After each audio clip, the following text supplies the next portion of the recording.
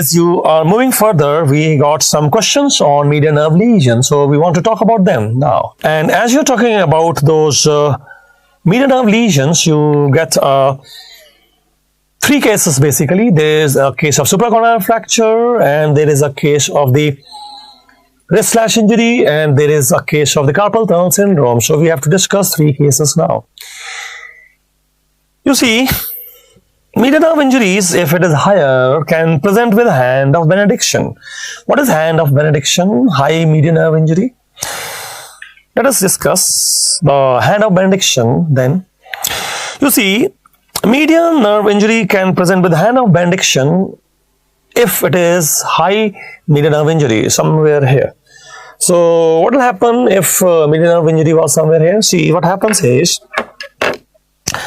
if median nerve injury was here, then you see the lateral half of FDP is paralyzed. You know, FDP is hybrid muscle, median ulnar side. So FDP is these two fingers folding FDP is supplied by the median nerve. It will not be working since median nerve is damaged at some high level. So flexor digitorum profundus for these two fingers is not working. So what is the problem? Problem is, I am asking this patient to make a fist. I'm asking this patient to make a fist, and what happens is, he is trying to make a fist, but these two fingers are weakly making the fist. Especially this finger find difficulty flexing. Why the fingers find difficulty flexing? Because FDP is compromised. And why they are flexing? Because that is ulnar nerve. You know, ulnar nerve is still working. So ulnar nerve is still working for that part of FDP? Yes. But this part of FDP is compromised? Yes, that is the point. See, FDP has two parts. Ulnar nerve is working, so it will be working, but median nerve is not working, so there will be the problem folding these two fingers. So when I ask the patient to make a fist, it is something like this. It's called hand of benediction. As the priest will hold the hand, blessing the people, hand of benediction. So you are telling that there is a flexion of the fourth and fifth finger because the medial half of FDP supplied by ulnar nerve is functional? Yes. And you are telling that these two fingers, which is finger number 2 and finger number 3, they find difficulty flexion because FDP, which is the lateral half of FDP supplied by median nerve, is compromised. Yes, that's why they are finding difficulty folding. This is called hand of benediction. High median nerve injury? Yes. Paralysis of the lateral half of FDP? Yes. And of course, sensory innervation, 3.5 fingers, including nail bed, will have sensory loss. So 3.5 finger anteriorly? Yes. Plus posteriorly nail bed will have sensory loss. Okay, if you say so. What about the patient here who is trying to make a fist now and only partially flex the index and middle finger? Finger number 2, 3, basically 2, 3. Tell me. It is Ames question, Japan question also. This is what we were talking about, hand of benediction. You mean to say the answer is median nerve? Yes, high median nerve injury, hand of benediction. That is what. And now we are looking at this patient. We were talking about 3 patients. One of them is supracondylar fracture, median nerve injury. A question came, there is a supracondylar fracture, which is the most commonly damaged nerve. Don't say median nerve. It is actually a branch of median nerve. Which one? The anterior-anterosseous nerve. Yes, the branch of median nerve, anterior-anterosseous nerve. Now tell me, if this option is missing, then what is your answer? Then I think the answer should be median nerve. Yes. And what will be the answer if I remove the median nerve also here? Then I think the answer should be radial nerve, because ulnar nerve is rarely damaged in this kind of fractures. Remember, this question, all of them are prone to injury, but there is a sequence, because the least commonly damaged is, rarely damaged is ulnar nerve. And most commonly is anterior-anterosseous nerve. That should be your first answer. So I'll keep my answer B. Yes, B is better than A is better than C is better than D. But all can be the answers. Now, let us look at the supracondylar fracture on the right side. So right-sided supracondylar fracture now? Yes. Okay, let us magnify. What is this? This is the lateral epicondyle and medial epicondyle. Can you tell me which nerve is passing anterior to lateral epicondyle and which nerve is passing posterior to the medial epicondyle? That is what we want to discuss now. So we'll draw a diagram and see this is the lower end of the right humerus and this is the lateral epicondyle and that is the medial epicondyle, and I'm asking you what is this nerve which is passing in front of the lateral epicondyle. So this nerve which is passing in front of the lateral epicondyle, I think this nerve in front of the lateral epicondyle must be the radial nerve. Yes, radial nerve is coming to the front of the lateral epicondyle, becoming a content of the cubital fossa. It is a content of the cubital fossa. And then you will talk about one other nerve which is not a content of the cubital fossa. It is passing behind the medial epicondyle. This nerve is passing behind the medial epicondyle and it is not a content of the cubital fossa. Who is this? Ulnar nerve? Yes, ulnar nerve is passing behind the medial epicondyle, is not a content of cubital fossa. Then I'll tell you about the median nerve which is passing in front of the humerus bone and it is definitely a content of the cubital fossa. So remember the two nerves. Content of the cubital fossa radially is the radial nerve and medially is the median nerve. Between them there was some brachial artery and the tendon of the biceps. So tendon of biceps and brachial artery are also contents of the cubital fossa. But ulnar nerve is not a content of the cubital fossa. Now once you say that, understand that there is a branch given by the median nerve to the anterior forearm muscles and this is called as the anterior interosseous nerve. This anterior interosseous nerve branch of the median nerve is supplying the deep muscles of the anterior forearm. And when you say it is supplying the deep muscles of the anterior forearm, they are actually 2.5 muscles. So can you tell me the 2.5 muscles supplied by this nerve? So you're telling that there is some median nerve which is giving some branch called anterior interosseous nerve to supply the deep 2.5 muscle of anterior forearm. Yes. Tell me the names. The names are flexor pollicis longus, which will flex the thumb. So flexor pollicis longus, flexor thumb is the deep muscle of anterior forearm supplied by anterior interosseous nerve. Yes. And pronator quadratus is a deep muscle, if you remember. So that wristband shaped muscle, pronator quadratus, supplied by anterior interosseous nerve, is a deep muscle. Yes, for pronation, you know, for pronation. Okay, then what is the half muscle? You remember, FDP is a deep muscle. So the lateral half of FDP, lateral half of FDP, lateral half of FDP. Oh, these two fingers folding the lateral half of FDP. Yes, that is what? So you're telling that there are 2.5 muscles which will be paralyzed now. Yes, they will be paralyzed because there is a fracture here and that is called as a supracondylar fracture. Now, when there is a supracondylar fracture, why the 2.5 muscles in the anterior forearm, which are the deep muscles, paralyzed? Because anterior interosseous nerve is the most commonly damaged nerve in this fracture. How come anterior interosseous nerve is the most commonly damaged nerve in this fracture? Because when this is the supracondylar fracture, the most commonly damaged nerve is median nerve, but it is a partial injury. So it is going to be a partial injury of median nerve, means a few axons damaged and few axons working. Yes, that is the point. When there is a supracondylar fracture, most commonly damaged nerve is median nerve, but it is a partial injury of median nerve. In fact, some of the axons of median nerve are working, and then who is not working? Some of the axons which were supposed to enter the anterior interosseous nerve have been compromised. So you're telling that the axons which are running in the main median nerve are still working? Yes. And some of the axons which are supposed to enter the anterior interosseous nerve, they have been compromised. Yes, that's why I'm telling partial injury. Few axons compromised and few axons working. So those axons compromised which are going towards the anterior interosseous nerve? Yes. That is why the 2.5 muscle paralyzed? Yes, that is why. So when there is a supracorneal fracture, the most commonly nerve damage is anterior interosseous nerve. Yes, if not in the option, then you say partial injury of median nerve. If that is not in the option, then you say even radial nerve can be damaged, though less often.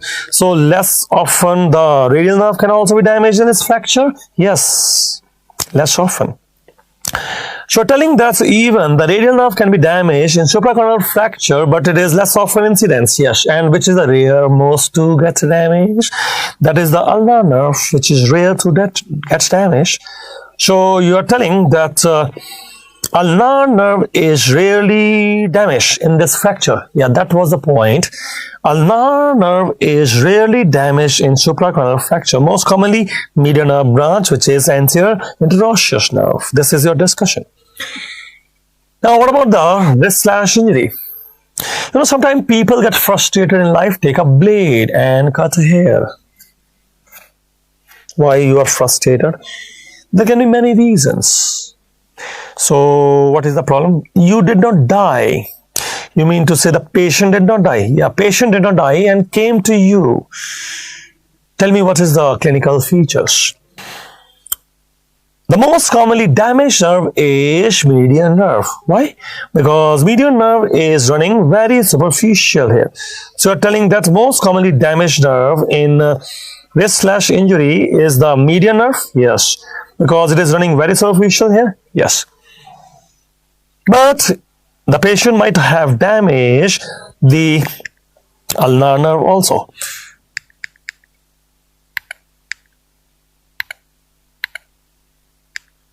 But the patient might have damaged ulnar nerve also. So you are telling that whenever there is a wrist/injury like this, somebody taking a blade and cutting here, which is the most commonly damaged nerve, that is the median nerve, and it is also can be damaging the ulnar nerve, yeah, but it is less often. I thought that this flexor retinaculum should be protecting the nerves, median nerve. No. Flexor retinaculum is in the hand and nobody is cutting in the hand, they cut at the wrist. So flexor retinaculum cannot protect the median nerve in wrist/injury. Flexor retinaculum is present in the hand, not at the wrist. And patient usually are cutting at the wrist, so flexor retinaculum cannot protect the median nerve injury at the wrist/injury. Okay, ulnar nerve can be damaged, but less often. Yes, that you have to remember. And then you are looking at this diagram. It is telling you that this is the median nerve which is passing deep to the flexor retinaculum. Yes. Remember, before that it was damaged here. Oh, this was a wrist/injury. Yes, median nerve damage here before flexor retinaculum. This is the location of the flexor retinaculum. So injury was before that here. Okay, if you say so. Now, let us go deeper, and we want to talk about the median nerve which is passing deep to the flexor retinaculum and supplying some thenar muscle and also supplying the skin supply there. A palmar cutaneous branch is already given before passing under the retinaculum. Yes, remember that before the median nerve is passing under the flexor retinaculum, it has given a palmar cutaneous branch which will supply this palm area. And then it will go under the retinaculum and then give a recurrent branch to the thumb thenar muscle, and then it will supply skin of the 3.5 fingers there. And what about the ulnar nerve?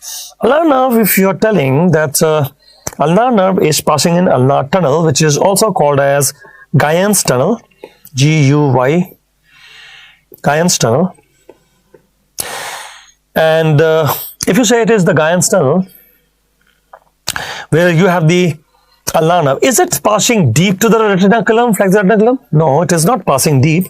It is passing superficial to the flexor retinaculum. So ulnar nerve is passing superficial to flexor retinaculum, but it is inside a Guyon's canal. Yes. Okay. And what is it doing? It is also giving subcutaneous supply towards the palm and the fingers, 1.5 fingers, and then it will supply. This is the deep branch. Actually, the deep branch will be supplying the most of the hand muscles. That is the point. So this is for some orientation, and then you can move further with the actually median nerve compression within the carpal tunnel will spare the palmar cutaneous branch, and palm sensation are intact. So when you're telling median nerve is compressed under the carpal tunnel syndrome, cutaneous branch was already given to the palm. Yes. So palm sensation will be intact, and then finger sensation will be having tingling sensation. So you are talking about the median nerve injuries here. Yes. First you answer wrist/injury, most common. So wrist/injury most common. I think it should be superficial nerve, median nerve. Yes, that's correct. That is your answer. Now I have a similar question, but it is not telling most common. Then what is the answer? If you have similar question not telling most common, what is it asking? Nerve damage in wrist/injury. There is no most common here. Then I will say the answer should be median ulnar. Yes, be careful. If they say most common, then you have to change your answer to median nerve. But there is no most common written here. So you will take your answer as median and ulnar nerve. Now, what about the carpal tunnel syndrome you were talking about? Carpal tunnel syndrome, one computer operator has come, and that computer operator was having some repeat stress injury. What kind of repeat stress injury computer operator is having? It was leading to carpal tunnel syndrome due to median nerve compression. Yeah, why there is median nerve compression? What is a carpal tunnel, by the way? You see, this is the proximal row of carpal bones. Like she looks too pretty. Oh, scaphoid, lunate, trichoatrium, pisiform. Yes, proximal row of carpal bones. She looks too pretty. 4 carpal bones, and there are 4 more carpal bones distally. There are 8 carpal bones making a tunnel. So there will be 4 proximal carpal bone, 4 distal carpal bone, 8 carpal bone making a tunnel. Yes, and that tunnel, carpal tunnel, is covered by flexor retinaculum. So where is the flexor retinaculum attaching? Flexor retinaculum is shown attaching to the scaphoid and the pisiform here. So it is attaching to scaphoid pisiform. Yes. Then you have to understand that it is letting pass some tendons, 4 tendon of FDS deep to that, and 4 tendon of FDP deep to that. So 4 tendon of FDS, 4 tendon of FDP deep to flexor retinaculum. Yes. And 1 tendon of flexor pollicis longus. Flexor pollicis longus under the retinaculum. You mean to say 9 flexor tendons? Yes, there are 9 flexor tendons. You can see 4 tendons which are FDS, and 4 tendons which are FDP, and 1 tendon which is FPL. Okay, so 9 flexor tendons are passing under the flexor retinaculum. Yes, sometimes these 9 flexor tendons are getting inflamed and swollen and compromising the space and compressing the median nerve and causing the carpal tunnel syndrome. And why they are inflamed? They might be inflamed. The 9 flexor tendons can be inflamed due to many reasons.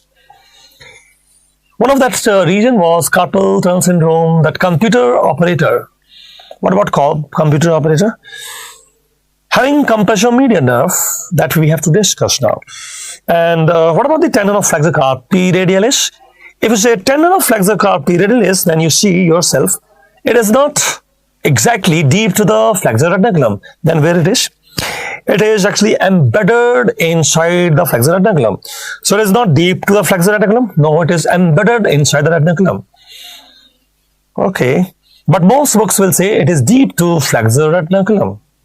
It is actually embedded inside the retinaculum. Okay, what about the median nerve? Median nerve is deep to the flexor retinaculum with the 9 flexor tendons. And what about the ulnar nerve? Ulnar nerve is passing superficial to the flexor retinaculum. So it is not involved in carpal tunnel syndrome. And who else is superficial to the flexor retinaculum?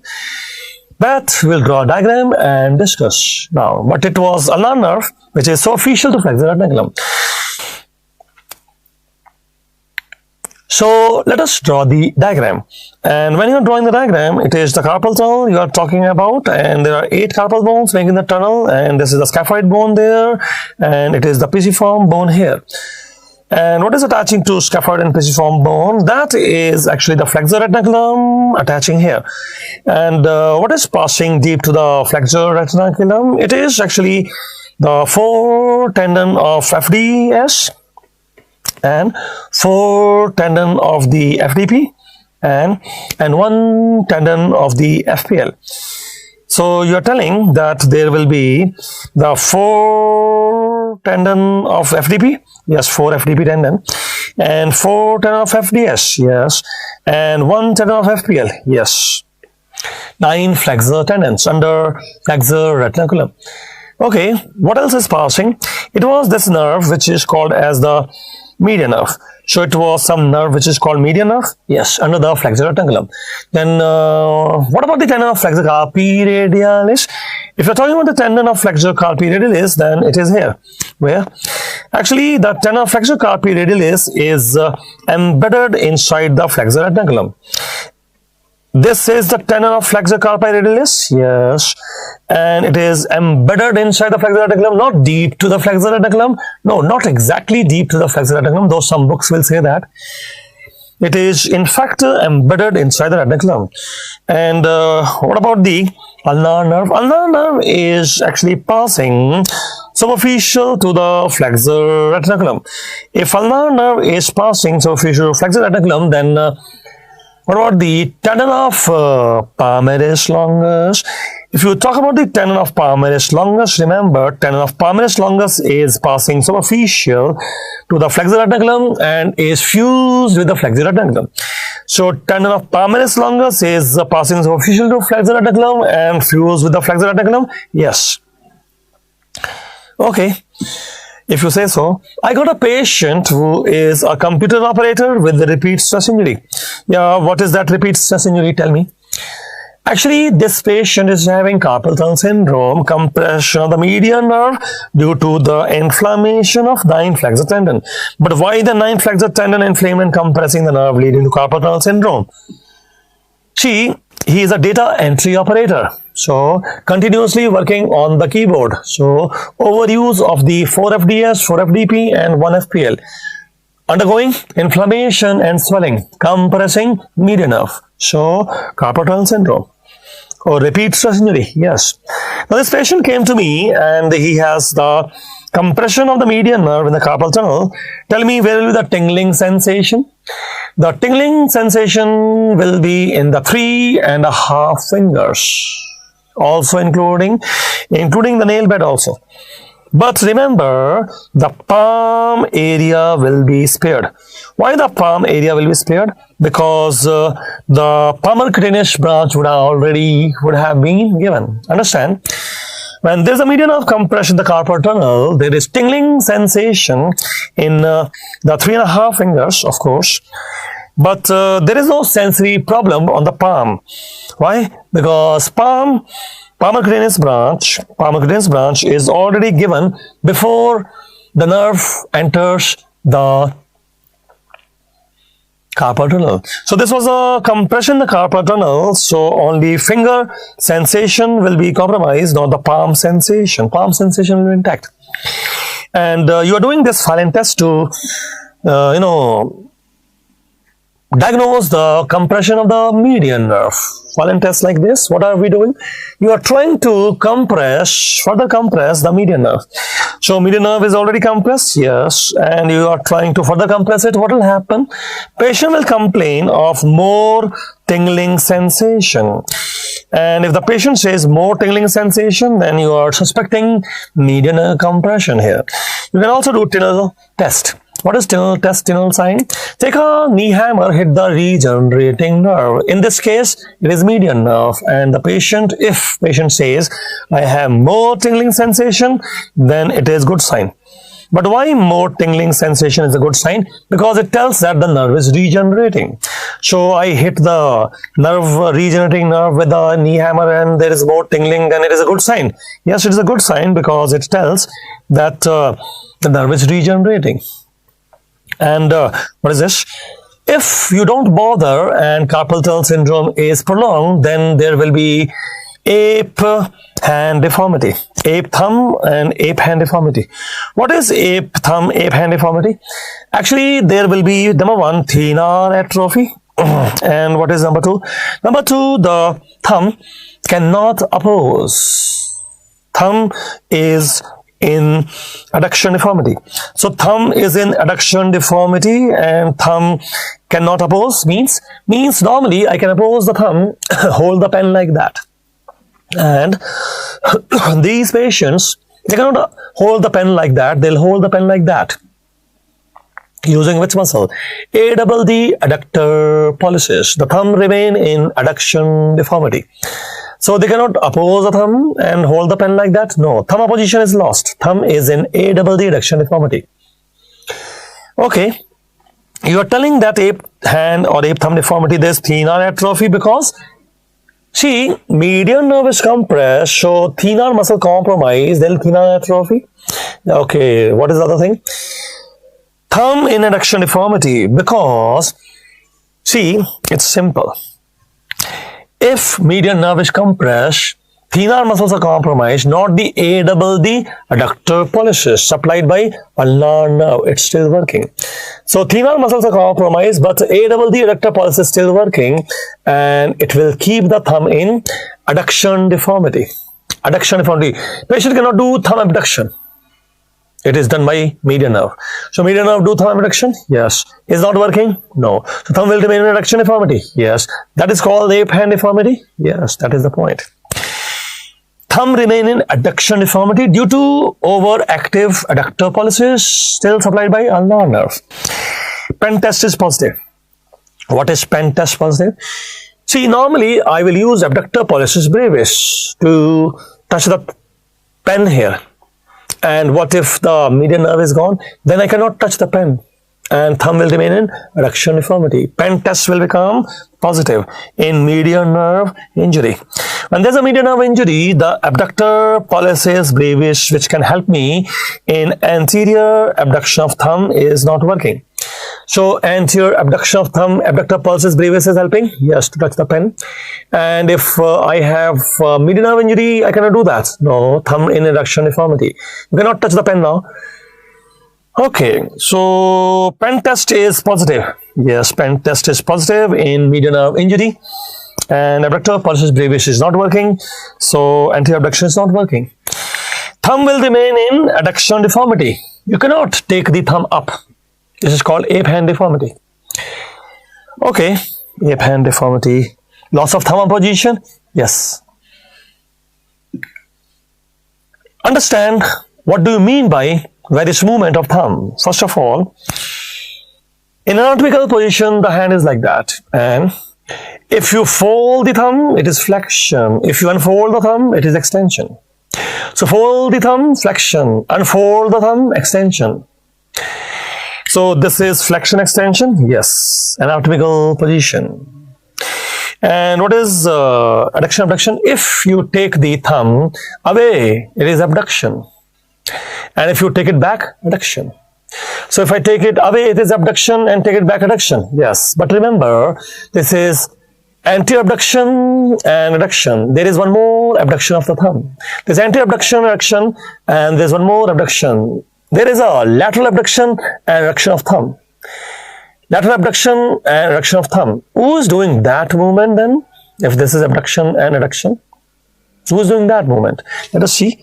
But remember, apposition is 3 movement of thumb. Number 1, anterior abduction of thumb. Number 2, medial rotation of thumb. And number 3, flexion of thumb. That is thumb apposition. Thumb apposition is 3 muscles working. 1, for anterior abduction. 2, the medial rotation of thumb. And 3, flexion of thumb. This is thumb apposition. 3 muscles are required for that.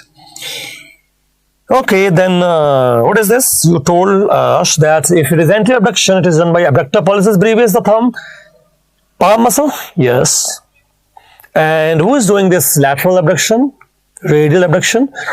Lateral abduction, radial abduction done by abductor pollicis longus, which is in the posterior forearm and supplied by posterior interosseous nerve, branch of the radial nerve there. Understand? When this patient came with median nerve injury, the computer operator, abductor pollicis brevis was not working, so this patient is unable to do anterior abduction of thumb. Abductor pollicis brevis is gone. So, but he can still do what is called as lateral abduction. How? It is called lateral abduction done by abductor pollicis longus, supplied by posterior interosseous nerve, branch of radial nerve. It is still working. So you are telling that anterior abduction is lost. Yes. But lateral abduction working. Yes. Right. So you are telling that this patient can do lateral abduction of the thumb? Yes. And that lateral abduction of the thumb is done by abductor pollicis longus, which is on the posterior forearm, supplied by posterior interosseous nerve, branch of the radial nerve. Yes, that is the point. Can you tell me one thing? If you can do thumb abduction like that, who will bring it back? Adduction. Of course, adductor pollicis. Adductor pollicis. So, abduction by abductor pollicis longus, yes. Posterior interosseous nerve, radial nerve, yes. Adduction by adductor pollicis, which is ulnar nerve, yes. Remember, this patient has median nerve injury here, and some of the thumb muscles are paralyzed, including abductor pollicis brevis. So, cannot do thumb anterior abduction, but lateral abduction is possible. How? Because of abductor pollicis longus, posterior interosseous nerve, radial nerve. And he can bring it back by adductor pollicis and ulnar nerve. Yes. Also remember, this patient can do thumb flexion. How? By flexor pollicis longus. Where is that tendon coming from? Anterior forearm, supplied by anterior interosseous nerve, median nerve, working. How come it is still working? See, median nerve is injured here, so only distal muscles will be paralyzed, not the proximal muscle. It's working. You mean to say flexor pollicis longus is still working, supplied by anterior interosseous nerve, branch of the median nerve? Yes, it is working. Because the nerve is injured here, only distal muscles are paralyzed, not the proximal muscle. It's still working. And this patient can flex the thumb, extend also. How he will extend the thumb? Using the extensor pollicis longus. And who is supplying the extensor pollicis longus? Posterior interosseous nerve, branch of the radial nerve in the posterior forearm. So you can do flexion of thumb, extension of thumb also. Yes, that is happening. So what is not happening? What is not happening is anterior abduction of thumb, and thumb apposition is not happening. So, can we further continue examining our patient of computer operator? Yes, that you do. But he is unable to do thumb apposition. And why?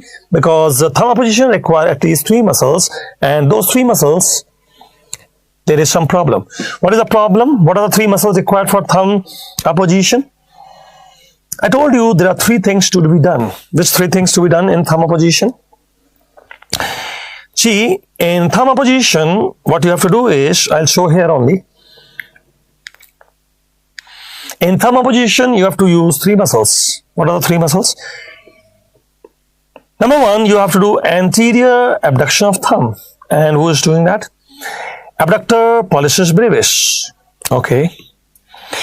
Then you have to do the medial rotation of thumb. And who is doing that?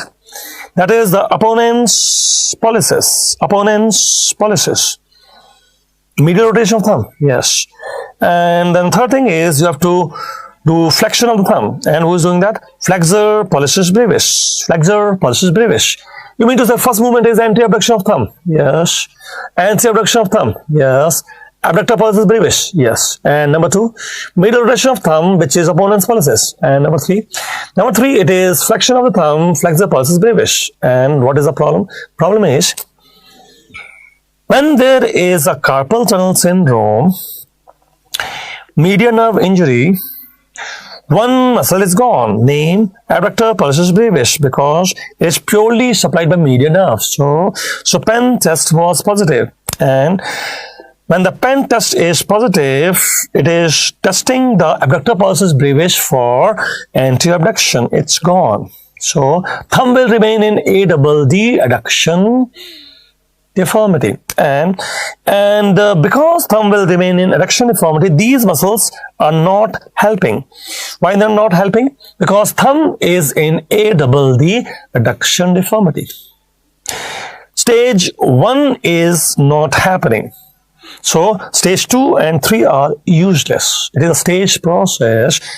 Thumb apposition is a stage process. Number 1, you have to anterior abduct the thumb. Number 2, you have to medial rotate the thumb. Number 3, you have to flex the thumb. If first stage is not working, second 3 are useless. They will not work. Thumb remain in adduction deformity. Moreover, maybe you have learnt, these two muscles have additional ulnar nerve. They are median nerve plus ulnar nerve. They are hybrid muscles. You remember? The opponent's pollicis and flexor pollicis brevis in the hand are additionally supplied by ulnar nerve, median nerve plus ulnar nerve, and they're hybrid. Maybe they are still working, maybe. They might be still working, but they cannot help you in thumb apposition, because the first stage itself is not working. You mean to say, when there is a carpal tunnel syndrome and median nerve injury, abductor pollicis brevis is gone, pen test is positive, cannot do anti-abduction of thumb, the rest of the movements are not possible at all, despite the fact that these two muscles are additionally supplied by ulnar nerve, maybe working, but they cannot help in thumb apposition. So thumb apposition is lost basically due to paralysis of only one muscle. Yes, and that is abductor pollicis brevis. Yes, that is the point you have to understand. I'll write it down now.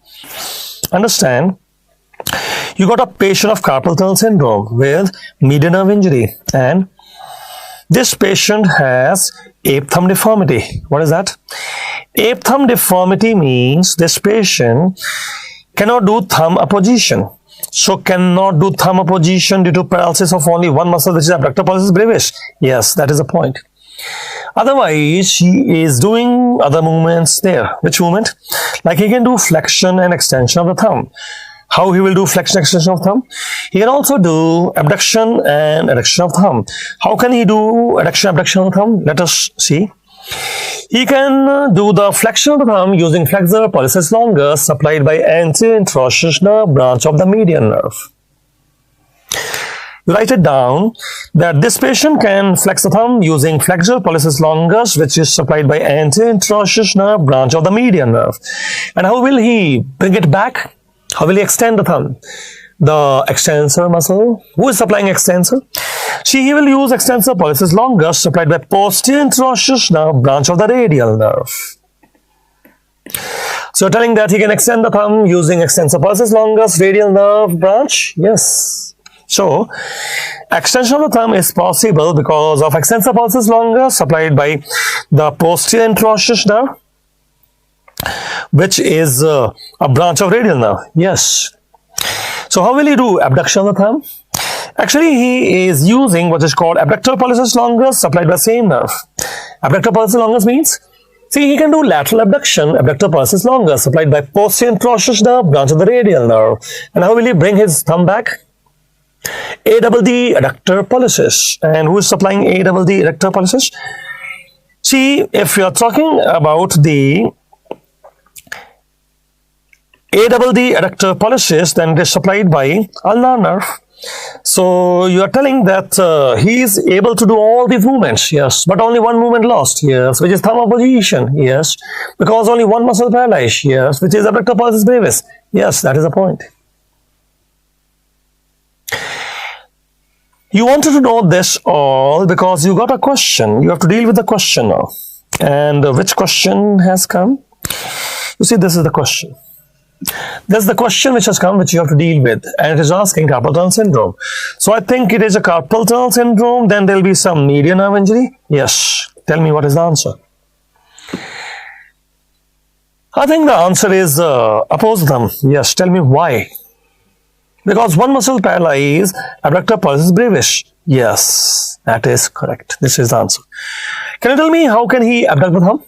Yes, he can abduct the thumb using abductor pollicis longus supplied by the posterior interosseous nerve branch of the radial nerve. Correct. How can he adduct the thumb?